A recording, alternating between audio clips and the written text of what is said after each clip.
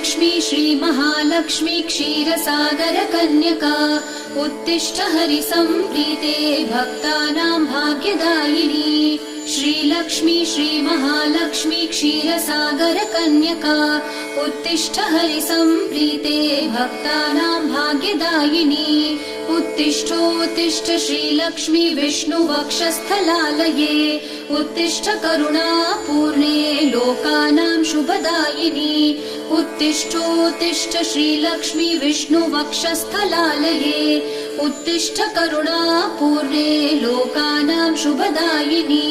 श्रीपद्ममध्यवसिते वरपद्मनेत्रे श्रीपद्महस्तचिरपूजित पद्मपादे श्रीपद्मजातजननी शुभपद्मवक्त्रे श्रीलक्ष्मी भक्तवरदे तव सुप्रभातम्।